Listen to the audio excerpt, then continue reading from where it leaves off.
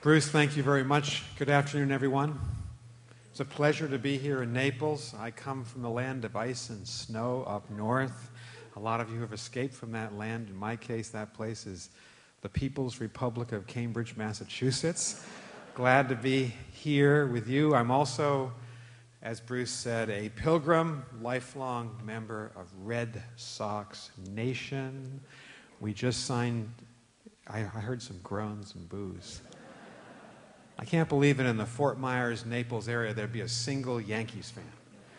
Given the fact that the Red Sox train in Fort Myers, so I feel like I'm among friends. It's a pleasure to be here. I spoke here several years ago, enjoyed it, and I'm so impressed by the Naples Council on World Affairs and what you've been able to do to have 2 sessions of 700 people each. That's extraordinary. It's hard to find a place in the United States where people will come out and to discuss such big issues, especially on a beautiful afternoon like this afternoon. So congratulations, Bruce, and to the great Mimi Gregory. Thank you for getting me back here.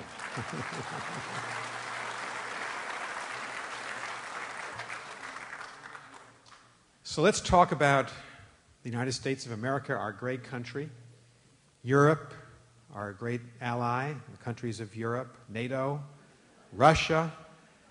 Now, we'll put the map up a couple of times, but only as directed, so that we can look at the map of Europe. But let me just make a couple of preliminary points about the situation that we find ourselves in as Americans. This is a complicated time. And it was complicated for President George W. Bush and President Obama, and it's as complicated for President Trump as it was for his predecessors. If you think about it, we face some enormous challenges globally. We have climate change, which is a threat to each of the 7.6 billion people in the world in 195 nation states. We have trafficking of women and children, which is a scourge on every continent. We have crime and drug cartels that are highly organized, preying upon our kids and in our communities. The threat of pandemics, we saw that with SARS, we saw it with Ebola, we've seen it with Zika, and you've seen it here in Florida with the Zika virus. Cyber criminals running amok, trying to steal our banking information, our personal information from our iPhones and laptops, our bank accounts. This is a difficult time. All the problems I just mentioned, and there are many more that academics would call transnational problems, they have a common denominator. They do affect every person on earth. And we in America are no longer protected by the great oceans, the Pacific and the Atlantic. The early Americans, the founding mothers and founding fathers, Jefferson, for instance, said we should create an empire of liberty on our isolated continent. No more can we think that we can stay away and be protected from the great problems of the world. We're in the world. And the United States, as the strongest country in the world, has a special self-interest and a special obligation to be engaged and to lead and to do our best to help our great neighbors Canada and Mexico and other countries to participate in the resolution of these problems. And if we had to go around the world, it's not my subject today, we have to worry about the Asia-Pacific because China is rising to global power, and some of what China's doing is going to be synonymous with American interests, and some will not. China's going to be both partner and competitor to the United States.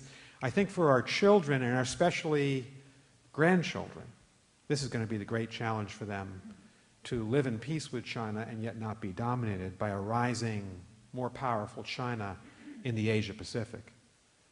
There's also Kim Jong-un, and the fact that he has nuclear weapons and is threatening Japan and South Korea and American forces in East Asia. And if he has his way and develops a ballistic missile with a nuclear warhead on top that can survive re-entry, and he may well get there, in the next 3 to 5 years, he could target San Francisco or Dallas or Chicago or Naples, Florida, with a nuclear weapon. We don't want to live in that type of world. The Middle East is not the subject of today, but boy, do we know a lot about the Middle East, given our military deployments in Iraq, troops still in Iraq and Syria today, troops fighting in Syria today, American Special Forces, fighting against the Iranians and the Syrian government trying to preserve some semblance of order in that tortured country. 12 million homeless people in Syria out of a population of 22.4 million people when the war started 7 years ago. This is the greatest refugee crisis since World War II. And shouldn't the United States play its part in doing something about it? In every previous refugee crisis since 1945, every single one, whether our president was Republican or Democrat, the United States always stepped up to take about half the refugees, because we're 3,000 miles across and we're 1,800 miles deep, and we're an immigrant and refugee culture ourselves. So how are we doing in Syria? Well, Germany's taken over 1 million Syrian refugees, and France has taken 50,000, and our great neighbor to the north, Canada, with a population of 36 million people, has taken 50,000 Syrian refugees. And the United States has taken 12,500, all under President Obama, and President Trump tells us we shouldn't take anybody. That's not how Americans have acted in the world since Franklin and Eleanor Roosevelt created the United Nations, inspired it. Since we adopted after the Second World War a basic truth: we can't live alone in an island and think that we can survive, especially not in the 21st century. There's so much we have to talk about. And in the Q&A, if you're interested, we can talk about Asia and talk about the Middle East or Africa or Latin America. But our subject today is Europe. And let me give you 3 data points why Americans should really care about what happens in Europe. Number 1 data point: the European Union countries, well, they're our largest trade partner in the world. We trade more with them, we import more and export more to them than any other part of the world. Our single largest, we're having this conversation, our single largest trade partner by country, of course, is Canada. That's the longest undefended border in the world. That's a peaceful border. Tremendous trade. But the European Union countries, 29 of them, that's our largest trade partner. That matters for American jobs and American exports. Europe's the largest investor into our economy, so capital coming in to power our businesses, so that we've got capital to build and to lend to students to pay their college loans and lend to people to buy their first home. That's all that money coming from Europe. And I found this out, 3rd data point, when I was American ambassador to NATO. We have more allies in the world, with our 27 European allies and Canada in NATO, than any other part of the world. And that means something. I found that out on September 11, 2001. I was the newly arrived American ambassador to NATO when the planes hit the Twin Towers, when Flight 93 went down in Pennsylvania, and when another flight hit the Pentagon. And NATO, of course, is built on this bond that we're all for one and one for all. Article 5 of our treaty from 1949 that President Truman signed on our behalf says an attack on one of us shall be considered an attack on all of us. And the reason why that article was included, it was a late addition to the treaty. The United States had not wanted to give a security guarantee because we had put 2 million soldiers into Europe in 1917 and 1918.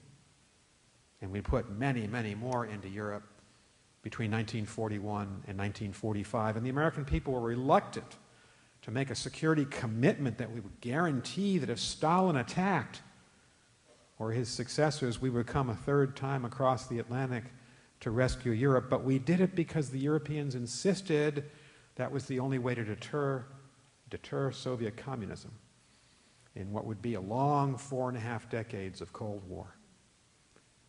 And we met that night on September 11th at NATO headquarters, and we had never invoked this article in NATO's history because the Soviets never attacked. And my Canadian colleague, Ambassador David Wright, came to see me and he said, "Have you thought about invoking Article 5 of the NATO treaty? Do you want our help?" And I called back to my friend Condoleezza Rice, who is the National Security Advisor for President Bush, early in the morning of September 12th, and I said, we were close friends, we had worked together before. I said, "Condi, the Allies want to invoke Article 5. And she said, "Go for it." I said, "But this means the Allies want to declare war with us." on Al-Qaeda. She said, go for it. I said, but Condi, I think I need the president's permission here. For the first time in NATO history, she said, Nick, the president's had a really bad day. And this is 4 a.m. Washington time. And he's trying to get some sleep. Go for it. And we went for it. And we invoked Article 5.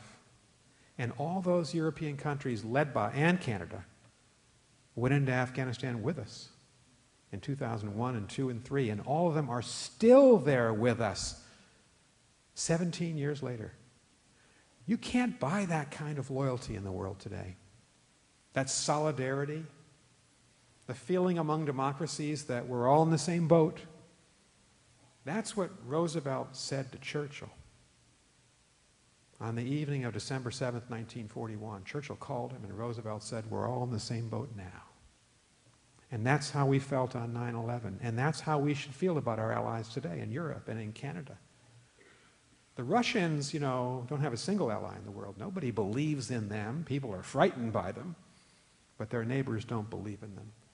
The Chinese don't have a single ally in the world. Not a single ally that they can call upon at times of distress and crisis and catastrophe to say, please help.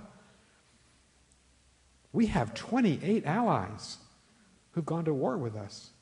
And that's just in Europe and North America. We have Australia and New Zealand and Japan and South Korea and the Philippines and Thailand who have defense agreements with us in Asia. This is one of the great advantages of the United States, that people believe in us and we believe in them and we're all democracies.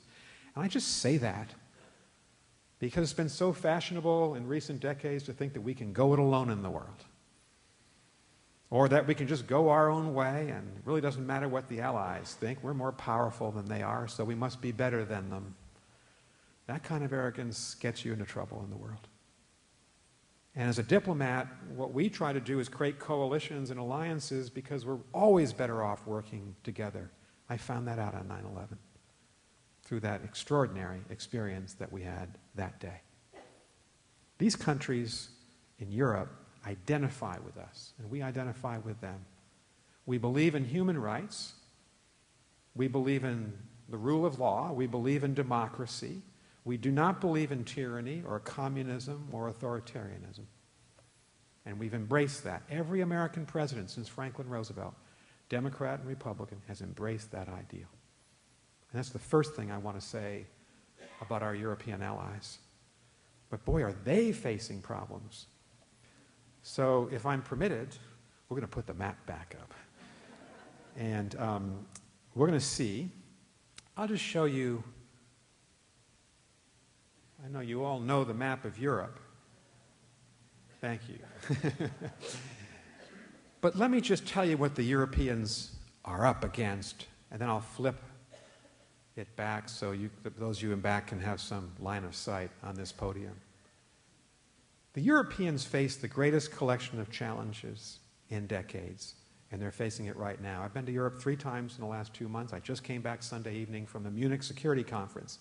That's the most important annual global meeting on foreign and defense policy. Davos is really a business and economic meeting. Munich is the big political foreign policy meeting. We had, I think, 20 heads of state and prime ministers and foreign ministers. We had Secretary of Defense Jim Mattis was there, and H.R. McMaster, the National Security Advisor, and Joe Biden and John Kerry were both there. Prime Minister Theresa May of Britain spoke. John McCain was honored, and boy, what an emotional moment. He couldn't make it because of his health, but his wife came and accepted a Lifetime Achievement Award. John McCain is true blue, strong, patriotic, great friend of Europe, widely admired overseas, and a great moment to see him honored the way he should be honored by his fellow Democrats in Europe. But here's what the Europeans are facing. We all know this country. If you've seen The Crown, or Victoria recently, or A Darkest Hour, or Dunkirk, I mean, these are powerful shows about the power of this extraordinary island nation. Churchill used to refer to it, our island nation that dominated the world for 2 centuries. It's the United Kingdom of Great Britain and Northern Ireland. It was put together in its final form in 1707 when the Scots came in the Act of Union. And here's a point I would like to make. Is this country going to stick together? Because 13 months from now, the United Kingdom is going to leave the European Union. They've been members for over 50 years. And the British people voted 52-48 in June 2016 to leave. There are going to be real consequences for the world and for us and certainly the Europeans. The United Kingdom is the second largest economy in the European Union. They'll be gone. It's the strongest military in the European Union. They'll be gone. It's the conduit between the North Americans and Europe. When I was in government, when I was Undersecretary of State, working for Secretary of State Condoleezza Rice, my job was to coordinate our global diplomacy. I get in the morning, 6:30, 7 o'clock from my house in Virginia. First person I call will be my British counterpart. Why? Because there's trust. There is unshakable trust between the British and the Americans, the Canadians. We've been together through world wars. We know that we would never fight each other. The last time we fought them was 1812. They failed. We succeeded. But we've been friends ever since. When they leave the European Union, it's going to hurt us because I found that when we were in a tough spot with the French or Germans, the British could help us. They'd interpret us to the Europeans. And the Europeans would go through the British to try to convince us to do things. We're going to have to establish a more direct relationship with the Germans, especially, the lead country. So when the UK leaves, it's going to hurt all concerned, and it may even hurt the UK itself. Because when they leave the European Union, there's a fair chance the people of Scotland and the Scottish National Parliament in Edinburgh might decide to have a second referendum about whether or not Scotland and its 5 million people should become independent, because they're very pro-EU in Scotland. And they tend to be Labour voters, and so the social welfare environment of the European Union is attractive to them. And there's a fair chance if that referendum is held that the Scots might vote to leave. The even more dramatic question is the Irish question. I'm a grandson of 2 Irish immigrants. My dad's parents came as teenagers from Western Ireland. And of course, there was their generation, my grandparents' generation, their generation that went through the Easter Rebellion, the war against Britain for independence, 1916, 1922. The resolution of that was that the Republic of Ireland, Catholic Ireland, would be independent, but Northern Ireland, majority Protestant, would stay part of the United Kingdom of Great Britain and Northern Ireland. Recent public opinion polls show that by a very slim majority, Irish on both sides think that maybe the answer to Brexit should be a united Ireland. So if the Irish decide to go unite the entire island, and if the Scots leave, will this country be the United Kingdom of England and Wales 10 years from now? No one welcomes that prospect. No one wants to see this great country diminished in the world, but that could be the consequence of the Brexit vote. That's one big problem the Europeans face. A second big problem is that there's homegrown terrorism. There are large groups of mainly Sunni Muslims in the big European cities, Brussels, where I've lived, Paris, we've lived there as well, Berlin, Frankfurt, Dusseldorf. And a lot of these younger people do not feel part of these countries. There's no escalator up for them. They may even have been born in Belgium or France or Germany, but don't feel fully part of the nation. Some are susceptible to radical jihadi, violent, I would say evil ideology. And so the number of terrorist attacks over the last 3 or 4 years in major European cities dwarfs the number of terrorist attacks here in the United States of America. We are so fortunate to have our Muslim community here. Patriotic, integrated, high level of education, people succeeding as Americans. Because in our immigrant society, e pluribus unum, we make people feel they're part of us, that they have that escalator up through our educational system. That's not always the case in some of these, not melting pot, but mosaic societies of Western Europe. That's a second big challenge that they face.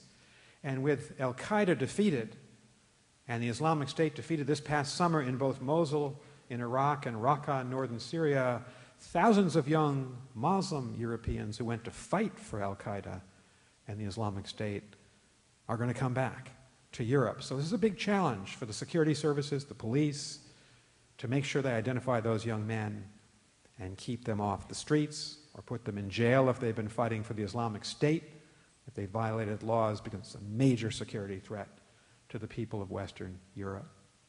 Third major problem is refugees. And the refugees are coming in two directions.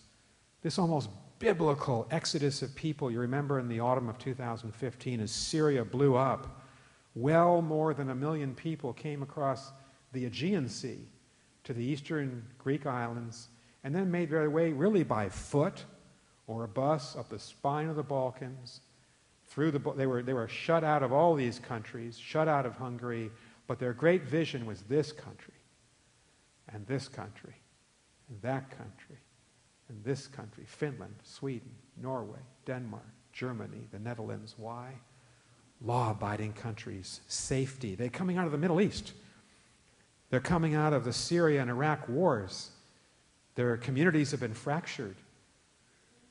Their kids have been denied the chance to go to school. 400,000 people dead in Syria alone. 12 million homeless. And a Lutheran pastor's daughter who grew up in a communist state, but who deeply believes in human liberty, believed this was the chance for the German people to show that things had changed in the last 72 years, that they would do the right thing. And she did, Angela Merkel, in opening up on a humanitarian basis her doors, the doors of her country, to this incredible wave of refugees. It wasn't popular. It's been decreasingly popular. She suffered for it in the September 2017 elections, but boy, what a great heart she showed the rest of the world when she said it was Germany's obligation to take in the less fortunate at a time of war, because Germans had known what that was like in 1945 and 46 and 47. The second wave of refugees are coming from the unstable countries of North Africa, from Libya and Algeria and Egypt, countries with huge rates of unemployment, countries of war. Libya is a country of war. From Iraq, from Afghanistan, from Yemen. And they're coming now across from the south across the Mediterranean Sea into France, into Italy, and to Spain as well, into Sardinia and Corsica. And these numbers are overwhelming civil services, overwhelming the ability of people to receive them. This is the greatest refugee crisis since the end of the Second World War. And I can tell you the Europeans feel they've done a lot and that we Americans have done very little. Our great neighbor, Canada, under Justin Trudeau's leadership, has taken nearly 3 times the number of refugees into Canada that we've taken into the United States. These are profound questions for our country. And so Europe's facing the Brexit crisis. It's facing terrorism from within. It's facing the refugee crisis. And it's facing an existential political crisis about populism, right-wing, anti-democratic populism. And I'm talking about conservatism here, Republicans and Democrats. That's not the political spectrum. People like Marine Le Pen in France, Geert Wilders in the Netherlands, Alternative for Deutschland in Germany, these are anti-democratic people who don't believe in the rule of law, don't believe in a multi-ethnic, multi-racial future for Europe, who believe that Europe should be Christian and white, and that Muslims should be kept out of their societies. That's their issue. They lost the elections, these populists, in the Netherlands, France, and Germany this year, but they're going to be back. They have an issue. They're well-funded. Putin gave Marine Le Pen an $11 million loan during the campaign against Emmanuel Macron. They will be back. And they're assaulting the virtues of what Europe is: democratic, whole, free, law-abiding, multicultural, multi-ethnic, just like our country is multicultural, multi-religious, and multi-ethnic. And we don't have laws that keep Muslims out of Florida or Muslims out of Massachusetts, but they want such laws if they succeed in European politics. And finally, Putin is back. I was working for President George H.W. Bush, great president, great foreign policy president. At the end of the Cold War, I was on the phone with him, taking notes as he said goodbye to Gorbachev on December 25th, 1991, when the Soviet Union came crashing down. It split into 15 new states. We never thought that Europe would be divided again, not when the wall came down in Berlin, not when communism evaporated, not when so many people triumphed. What's happened since? Well, Putin went into Georgia, which unfortunately is just off the map, down here, Georgia, beneath the Black Sea, in 2008 and divided into 3 parts. He went into Moldova, which is right here, and they've split that country in the Transnistria region. Most infamously, he went into Crimea, which is down here, and occupied it and annexed it. No European leader had annexed someone else's territory since Hitler and Mussolini in the 1930s. Putin just did it 3 years ago. And right now, he's trying to subvert Poland. And these 3 countries, Estonia, Latvia, and Lithuania, are NATO allies. And so President Obama and Chancellor Merkel sanctioned him for going into Crimea. We just moved American troops and Canadian troops and British, French, and German troops into these 4 countries, small numbers. We're not trying to fight a war. We're just trying to say the thing to Putin. Here's the line, Vladimir. These are NATO countries. Don't cross that line. This is called strategic deterrence. It's what Truman and Eisenhower and Kennedy and Johnson and Nixon and Ford and Carter and Reagan and Bush all did. We're going to protect our democratic allies. You can't cross this line, and if you do, you'll have to take us on. That's deterrence. That's showing strength. And we learn if you do draw a line in the sand and someone crosses it, you better enforce it, as President Obama found out to his dismay in Syria in 2012 and 2013. There's a lot going on this map. But you know, I don't think we Americans should be have a sense of hopelessness in facing this situation or the problems in the Middle East or the problems in Asia. We're a very strong country. We have the largest economy in the world. We have an economy that's pitched forward. If you think about where the jobs will come from, where the wealth's going to be created in the next 50, 60 years, it'll be in the digital economy, the digital world, the world of robotics and artificial intelligence, the world of nanotechnology and biotechnology. We're the world leader right now in each of those domains. We may not keep the lead if our companies and our researchers and scientists are not well funded and directed, but we're the world leader. Militarily, we have a tremendous military of men and women who are organized, they're good at what they do, they're well funded, we can project them forward in the world when we have to, although we should do that only rarely to defend our country and defend our allies. Politically, Madeleine Albright and Bill Clinton used to say to us, we're the indispensable nation. It sounded a little arrogant to foreigners, but they didn't mean it that way. They just meant that when countries are arguing, they usually call us, the Israelis and Palestinians, the Indians and Pakistanis, the Chinese and the Taiwanese. They call us as the middleman. We have a lot of political power. And there's the attractiveness of our culture. My colleague Joe Nye at Harvard originated this term soft power. Every country has it. It's the attractiveness of your culture, it's your values, it's what you do well. In our case, our Constitution, as amended, our Bill of Rights, our individual freedoms, certainly Martin Luther King, probably the most famous and admired American. You talk to people around the world today, it's Martin Luther King and what he did for us in curing our original sin of our Constitution. We have that power as well. I think I certainly sometimes get overwhelmed by these problems and think, how can we manage? We manage because we're a great country. And we know what it means to be a great country in the 21st century. John Quincy Adams on July 4th, 1821 said, America does not go abroad in search of monsters to destroy. He was an isolationist, so was Jefferson. So were most of the founding fathers, with the exception of Hamilton and Washington. I mean, we were a little country of 4 million people hugging the east coast of the United States in 1800, 1805, 1821. But now we live in a world where 320 million of us in 50 states have the greatest collective power in the world, and it's in our self-interest to be engaged with the rest of the world. In our case, to lead many of these global efforts because we have such great capacity.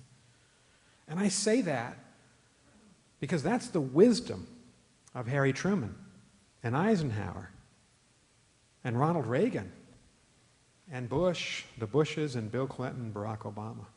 That you need to go out in the world to protect us here at home. We learned that lesson on 9/11. And we learn it every day. But I have to tell you, I'm worried about America in one respect. The Trump administration, led by President Donald Trump, is trying to reverse what made us truly great over the last 73 years since the end of the Second World War. In 4 respects. Number 1 is allies. I told you about my experience on 9/11. President Trump has been ambivalent at best about NATO. At one point he said it's obsolete. Another time he said we should do away with it. It took him 5 months to decide. He agreed with Article 5, an attack on one of us is an attack on all of us. He treats Angela Merkel not with a lot of respect. And she's the most respected leader in the world today, probably the leader of the West. Most people think she embodies those ideals better than anyone else in the world today. So the first thing that's changed is the president doesn't appear to want to invest in our allies. In the middle of the North Korean crisis a couple months ago, he attacked President Moon of South Korea and said he was guilty of appeasement for even wanting to talk to the North Koreans. It's his country. It's his conflict in this inter-Korean conflict. So I worry that we're diminishing our respect and belief of our allies, and that's the American power position in the world. That's number 1. Number 2, a lot of us are living well, and our economy's done so well because we've had the self-confidence to trade with people. We have been engaged in free trade since the end of the Second World War. Every president, every administration, we should lower barriers to trade. We should have free trade agreements. We should be trying to support trade laws that honor free trade and that punish aggressors in the trade business. President Trump has said no to the free trade agreement with 12 countries in East Asia that represents 40% of global GDP, a major gift to the Chinese leadership because they don't believe in free trade. He said no to the proposed US-EU free trade agreement. That's 800 million people, and that'd be the largest trade agreement in the history of the world. Right now, he's threatening to withdraw us from NAFTA and talk to any corporate leader in America and talk to many other workers in America and talk to Farm Belt America. NAFTA has been a tide that lifted all boats. It's helped the Mexicans to grow. It's helped them to import more American products, particularly farm products and automobile products from the rest of the world and from the United States. It's been a success. But the president doesn't believe in trade. There's been no substitute philosophy articulated about what's going to replace. If we're not going to trade, what are we going to do? And the Trump administration has made very little progress in the last 13 months.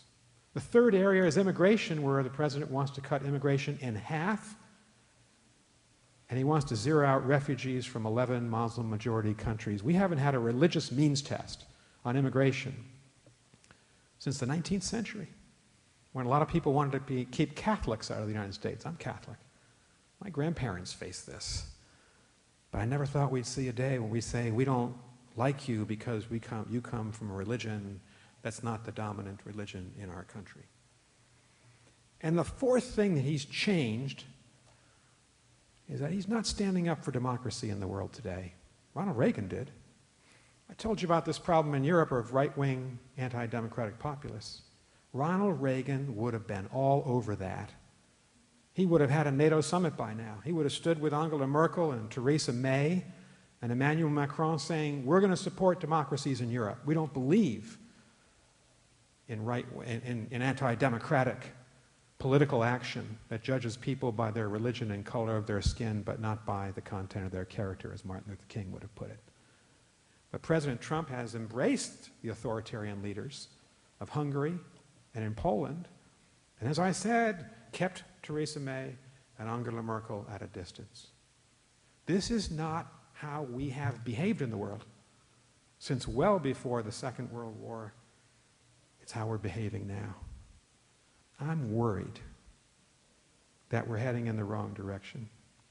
I'm worried that we're giving the rest of the world the impression that we want to dig a big moat around America and pull up the drawbridges and isolate ourselves from the rest of the world. A perfectly rational choice for the world of 1818.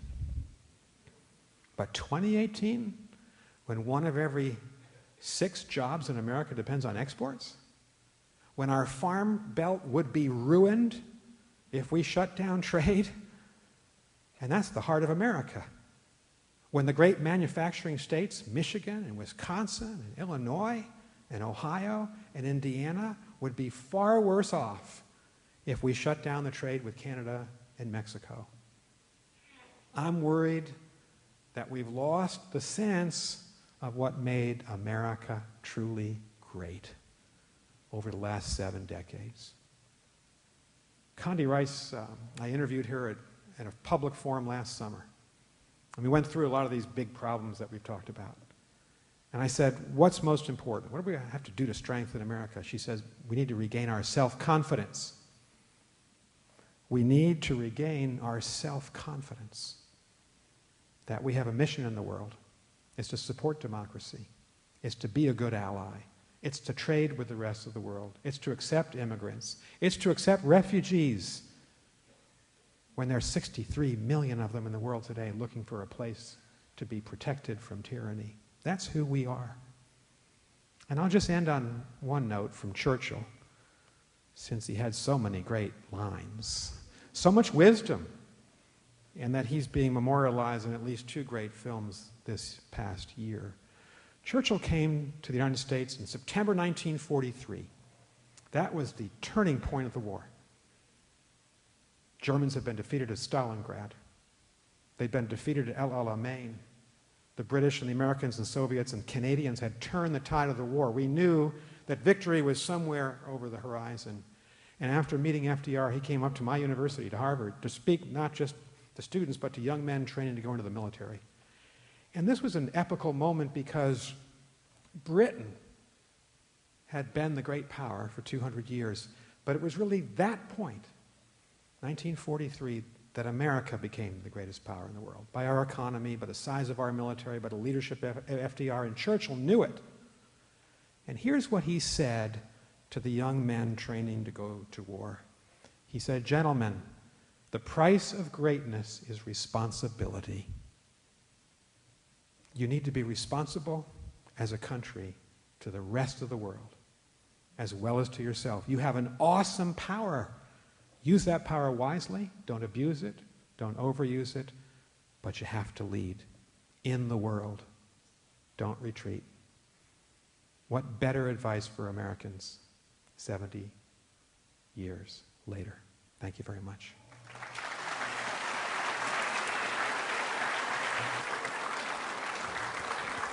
Thank you very much. Very kind. Thank you. Let's talk about these issues. If there's one that I haven't mentioned that you're interested in, I'm game. Well, first, Ambassador Burns, as everybody has seemed to say here, we're all enamored with your service, and we really like to thank you for that service over all of these years. And specifically, I watched your clip today on Andrea Mitchell when you pushed back against Kislyak in terms of what the Russians did or did not do as far as interfering in our election. But what concerns me most is that there aren't very many people within the Trump administration to do the same thing. And with attrition taking place within the State Department and losing the soft power that we've had over all of these years, I'm wondering whether or not we can ever reconstitute our soft power going forward. And my question really is can we have a shadow government that is similar to what has happened in the past, constituting people like yourself and other scholars and diplomats, so that when administration does change or the ideas of the administration changes, we could have people coming back into the diplomatic corps, such as yourself, to really provide us with the guidance that we require. Well, that's a big question. Just two thoughts. One is what happened over this past weekend in Munich at this huge security conference that the Russian Foreign Minister Sergei Lavrov and the former Russian ambassador to the United States, Mr. Kislyak, were there. And I happened to be chairing a public panel, and Kislyak was on it. And what I said to him was, I said, look, last week in public televised hearings, the leaders of each of our intelligence agencies told the American people that they are 100% sure that the Russian government, in a conspiracy, launched a major cyber attack on our 2016 elections, and there's no doubt about it. And I asked Kislyak, this happened under your watch. You're the Russian ambassador. You're responsible. Did you know about it? And of course he prevaricated and filibustered and obfuscated, and I asked him twice and reminded him that Americans believe in their democracy and we're going to protect and defend our democracy. Why do citizens have to make these points to the Russian government? Why isn't our president standing up to the Russian government now?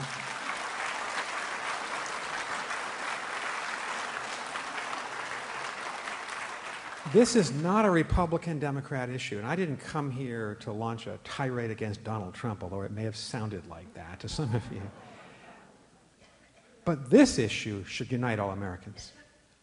H.R. McMaster, the President's National Security Advisor, serving military officer, he came to Munich, and I was in the room, and he said, there is incontrovertible evidence that the Russians did this, and the President tweeted out from Mar-a-Lago later that day, he chastised McMaster, his own National Security Advisor, criticized him for not saying, well, it's all about Hillary or it's all about the Democrats. The Russians are after us, not in a kind of tanks across the border scenario. That was the 50s and 60s. They're proficient in cyber weaponry. They want to inject millions of bits of information on Instagram and Facebook and Twitter to confuse and distort us with real fake news. And they tried to, according to the FBI, they tried to get into the databases of 23 of our states, and states organize elections in the United States, not Washington. They wanted to subvert that election.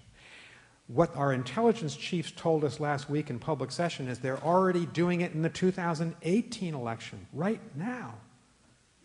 And yet, since these revelations came out, the president has denied that there's a Russian conspiracy. He says it doesn't exist.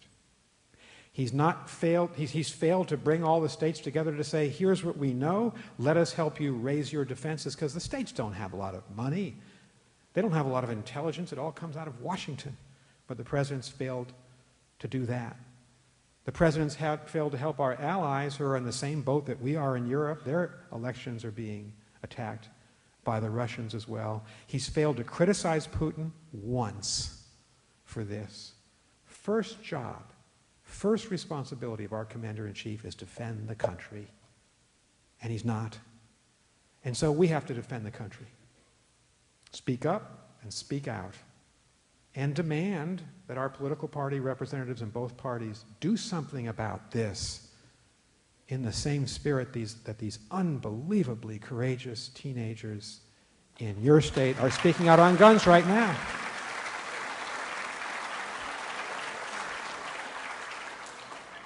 And the last thing I'll just say, as you asked me about it, was I honor the military. I served when I was ambassador to NATO with the military. I mean, we were working together.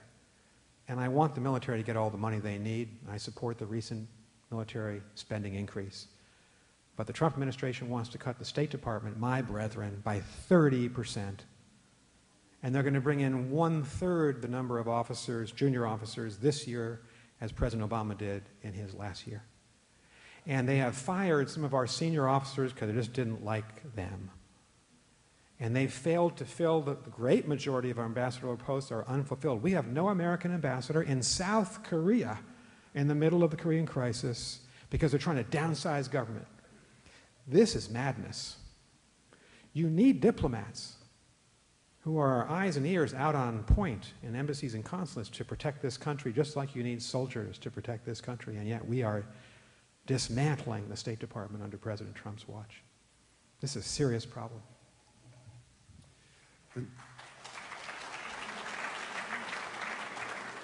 Next two questions from over here, and then the third there. Yes, sir. Please. Thank you, Mr. Ambassador, for a really excellent presentation today.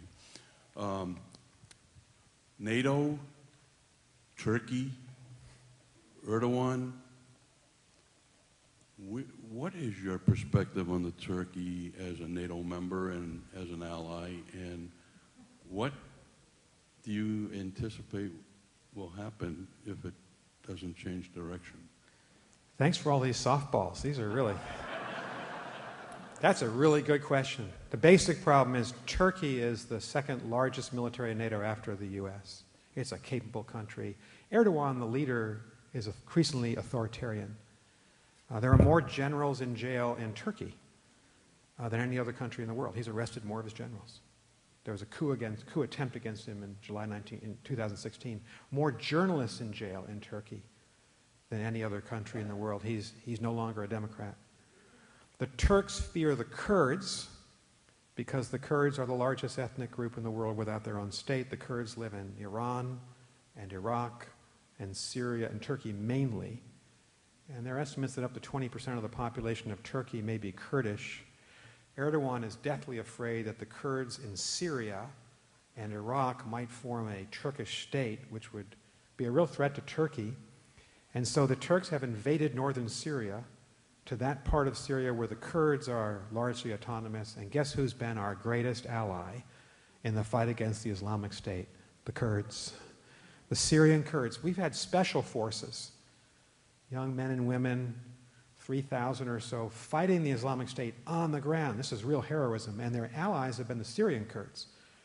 So Erdogan called President Trump, and here I think President Trump's done the right thing. I want to say something good about him. I do. He's our president. President Trump has basically told the Kurds, don't attack the American forces in Syria, because then you're going to have a big problem.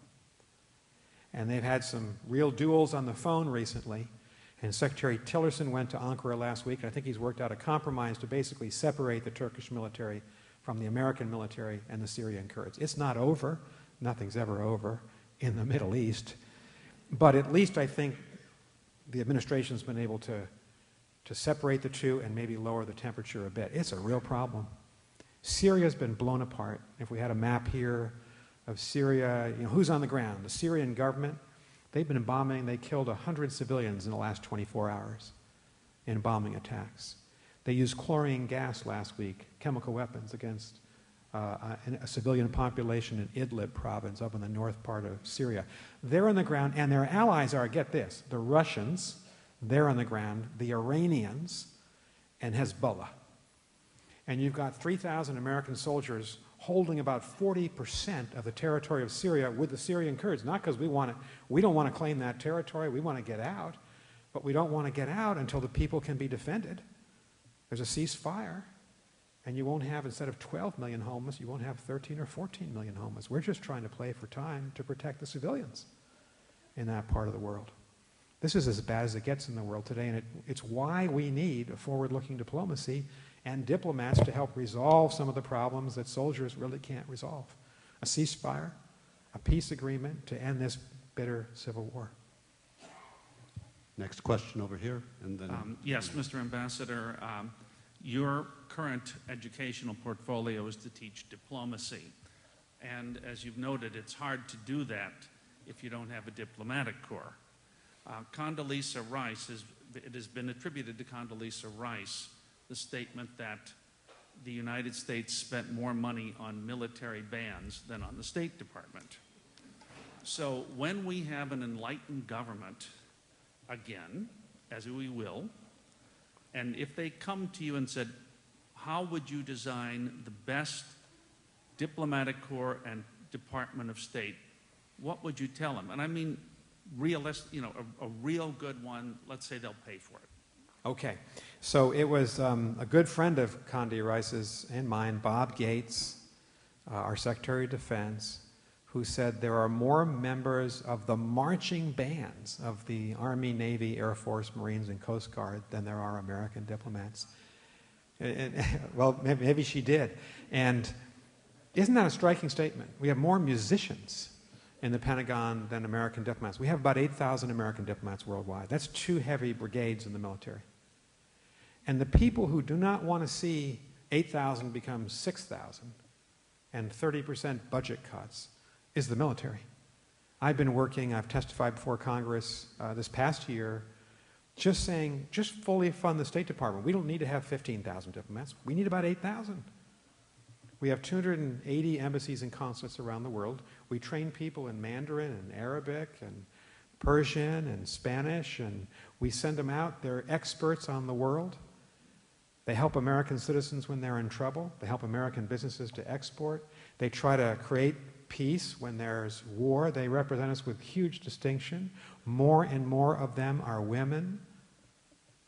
Female ambassadors now in huge numbers in our Corps, because we've had Condi Rice and Hillary Clinton and Madeleine Albright as Secretaries of State to say women deserve a chance in our government, and that had not been the case before. And the State Department budget is minuscule compared to the Pentagon budget, but the Trump administration is all about the military, and I honor the military. But you can't just be about one part of your power arsenal. We need the military to defend us, but the military will be the first ones to say, don't overuse us, and don't send people into harm's way when you don't have a good plan. You can't have a good plan without the people, the civilians behind them, who are the area experts in the Middle East or in a place like North Korea, so you don't get into big trouble and make big mistakes. This is important. And I've been encouraged that every Republican leader has opposed President Trump's budget cuts. Every Republican leader in Congress says we're not going along with this. That should tell you something right there. I think we have bipartisan consensus that diplomacy is important, even if the president doesn't seem to share that opinion. Yes, sir. Referring to the Times article, I guess yesterday or Sunday, in which you were quoted, so we've been telling the Europeans they should increase their defense spending. They're doing that, and now we're complaining. 2 things stood out for me. One of them is that the amount of money was actually quite small, and the only thing substantive was fears of military suppliers losing some revenue. The rest of it was amorphous. Can you just shed some light on this issue? Yeah. So in the NATO alliance, there's 29 countries, Canada, the United States, and 27 European countries. We each agree to spend a minimum of 2% of gross domestic product on defense. We Americans spend 3.7% of our GDP on defense. That's very high by NATO standards. Candidate Trump and President Trump rightly came along and said there are a lot of free riders in NATO, and he was right. The Germans spend 1.1%. We spend 3.7%. The Dutch, the Italians, and the Spanish are all at 1.1 and 1.2. Canada, I've said a lot of nice things about Canada, 0.9%. I mean, 0.9%. So the idea that we should be paying 75% of the expenses of NATO, that shouldn't happen. These countries are wealthy. They should do more. And at the Munich conference, the Secretary General of NATO announced that 15 of those NATO allies are now increasing their budget. So I think Trump's had an impact, and that's good for him. He did the right thing here. And Putin's had an impact because of his military activities south and west of the Russian Federation's borders. Countries know that they've got to rearm, not to fight, but to deter and defend. So the trajectory is in the right way. Many of the European allies, of course, are members of NATO, but also members of the European Union. And what the question is referring to is that many of those European countries have said, we'll spend more on defense, EU members, and the administration has come along to say, the Trump administration last weekend, we don't want the EU to spend money on defense, we want it all to be NATO. They're the same thing. NATO's made up mainly of countries that belong to both institutions. So if the Germans spend 2% more, that money's going to go to NATO. So I do think the administration shouldn't worry about artificial differences As long as the Europeans are spending, whether it's for the EU or NATO, the value will be there on the ground. Next Yes. question from over here. Hi. Do you believe that there'll ever be a multinational civil rights treaty? A multinational civil rights treaty. Well, there's the United Nations Declaration on Human Rights, which actually Eleanor Roosevelt inspired back in 1946-47, and that embodies most of the constitutional rights that are in our Bill of Rights and Constitution: the freedom of speech, freedom of religion, freedom of assembly. You can't discriminate based on race or religion. So those rights are in the UN Declaration on Human Rights. There are many other international treaties that embody them. Are you talking about that or something different? More on the LGBTQ spectrum. Right. And that's a very important question. I'm glad you asked it. The Obama administration was very strongly in support of expanding some of these international covenants and agreements on human rights to include LGBTQ rights. And they thought that was very important. President Trump has not been as supportive. I'm trying to be diplomatic. And so here's a question where we Americans have to talk here in this country. What do we want to stand for in the world? Do we really want to see a situation where people who are lesbian or gay or transgender are discriminated against around the world because of that, because of their identity? And I don't think we do. I think we ought to feel strongly about those rights just the way we feel strongly about other rights that were codified. That's an uphill battle when China's involved, when Russia's involved, when Iran is involved. They're completely opposed to this. But the United States and the European countries are very much in support of it in many ways. So I think there's going to be a battle ahead for years on this particular issue. Thank you for your question. Yes, sir. Mrs. Ambassador, I have a different kind of question. Recently, I read and I see in the news that Saudi Arabia now is one of our favorite nations, and they're on the path to democracy because they're about to allow some women to drive. Let's not forget that all of the terrorists on 9/11 were Saudis. Let's not forget that Osama bin Laden was Saudi.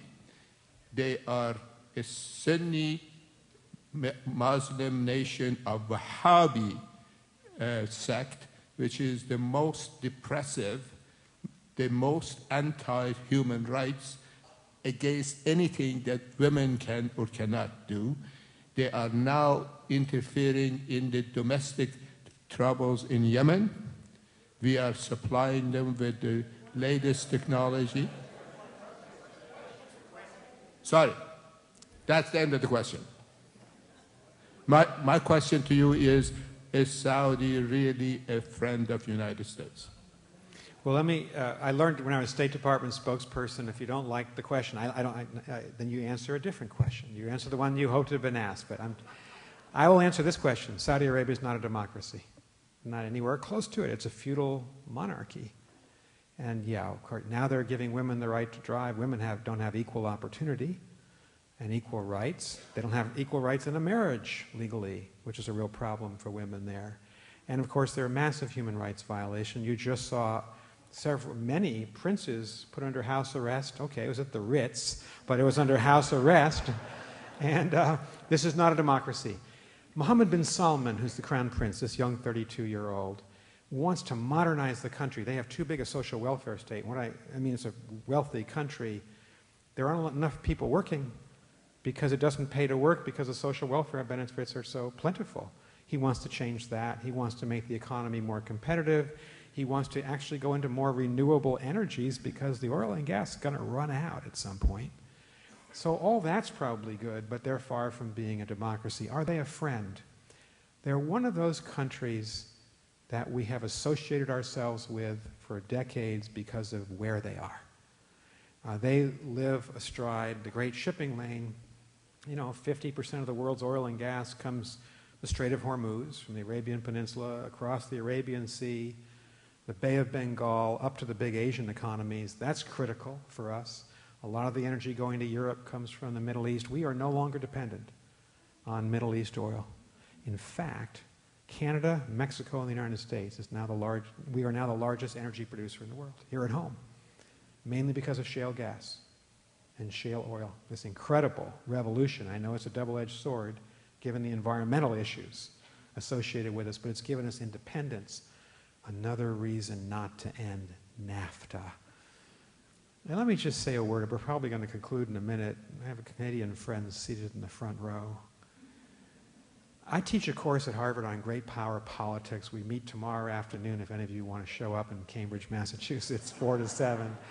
And we try to look at the world and say, how can we combine forces with other countries to resolve the big human problems of pandemics and climate change and terrorism and abuse of women, trafficking of women and children, which is a major problem. We ask another question, a second question. Where might we collide, China and the United States and Europe, or with Russia? And how do we prevent that from happening? Nobody wants to go to war. Those are the questions we ask. What I encourage my students to do is look at maps and look at geography. I told you about China not having a single ally. China has countries around it that actually have major disputes with China. India and the Chinese have a long border dispute. Russia has countries around its southern and western border who don't want anything to do with Russia. I tell my students, one of the great advantages of the United States is our virtuous neighbors. We live in the most peaceful neighborhood of all the great powers. The Canadians are not trying to kill us. The Mexicans are a great neighbor. We have problems on the border. If you watch Narcos, drugs, right? We have people coming across illegally. That's a problem. You want to have legal immigration, not illegal immigration. But we're at peace with each other. We are growing together economically. We've put our three economies together in NAFTA. What a mistake it would be if we just cut that cord and built a wall on our southern border. How many people here served in the U.S. military during the Cold War? Anybody who just served in the military or served in the U.S. government in some capacity? That's a lot of us. We fought to tear down the Berlin Wall. One of Reagan's greatest moments was Mr. Gorbachev tear down that wall. That we would now put a wall up between us and Mexico?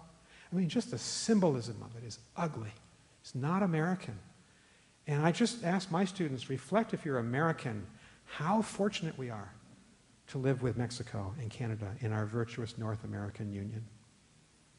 Thank you for that question.